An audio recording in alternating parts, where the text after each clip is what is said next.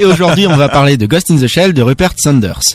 Ghost in the Shell, c'est un film d'action, anticipation, science-fiction avec Scarlett Johansson, Pilou Asbæk qui a vraiment pas un nom facile, Takeshi Kitano, Michael Pitt et beaucoup d'autres. Mais Ghost in the Shell, le film, c'est aussi et surtout l'adaptation d'un manga culte et très complet et complexe qui a déjà été décliné de nombreuses fois en animé, OAV et film d'animation. Et du coup, je tiens à mettre les choses au clair tout de suite, je n'ai jamais ouvert un manga Ghost in the Shell et je n'ai vu ni les séries animées ni les films d'animation. Donc je m'avance ici en profane et je ne parlerai que du film en lui-même sans juger de l'adaptation de l'œuvre d'origine. Et donc le film en lui-même se passe au Japon dans un futur ultra high-tech et très robotisé dans lequel évolue Major, aussi appelé Mira. Ce personnage interprété par Scarlett Johansson est plus ou moins un esprit humain amnésique transplanté dans un corps robotique. Elle travaille pour ce qui ressemble à une agence gouvernementale et va devoir affronter un hacker apparemment particulièrement doué tout en essayant de retrouver son passé au fur et à mesure du film.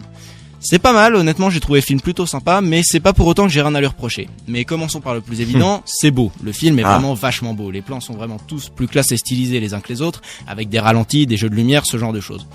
Après, encore une fois, le film essaye vraiment de développer un univers visuel bien à lui, mais c'est tout à fait possible et même plus que probable que toutes ces idées visuelles et tous ces plans archi-bossés viennent des animés ou des mangas, et que le film ait fait que les adapter en live action. En tout cas, pendant la séance, c'est l'impression que ça m'a donné. Et tout le travail sur l'esthétique joue aussi beaucoup sur l'un des autres points forts du film, les scènes d'action et notamment les combats. Encore une fois, ça passe par beaucoup de ralentis, mais ce qui m'a vraiment marqué pour le coup, c'est plus une espèce de mode furtif qui met en place assez rapidement avec lequel le personnage de Scarlett Johansson devient plus ou moins visible, vite fait, et la mise en scène autour de ce truc pendant les combats, elle est super intéressante. D'ailleurs, entre Iron Man 2, Lucy et Ghost in the Shell, je commence à penser que le gros délire de Scarlett Johansson, c'est vraiment juste de massacrer des hommes de main au corps à corps dans les couloirs. Mais le problème, du coup, c'est que si le film se concentre énormément sur son esthétique, il a tendance à en oublier un peu le contenu. Et honnêtement, ça m'a fait un peu l'effet d'un paquet cadeau bien emballé, mais vide.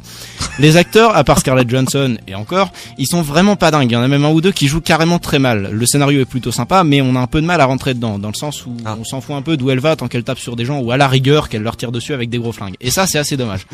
Et puis, même les personnages sont tout simplement pas attachants. On s'en fout un peu de chacun d'entre eux, et sincèrement, j'ai pas retenu beaucoup de noms. Mais bon, ça, c'est le problème de beaucoup d'adaptations. On fait que gratter la surface parce qu'en 2 heures, on n'a pas le temps de faire beaucoup plus. Et du coup, on garde les designs et les noms des personnages, mais sans les approfondir. C'est ce que j'appelle le syndrome Resident Evil.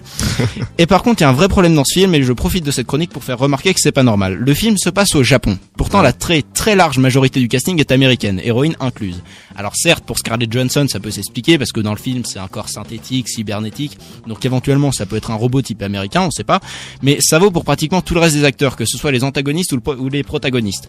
Ça, faire jouer à des acteurs blancs des personnages d'autres origines ethniques, ça s'appelle du whitewashing. Et même si les ricains font beaucoup ça, c'est quand même un truc anormal, et ça me semble important de le relever, surtout quand c'est aussi poussé que dans ce film.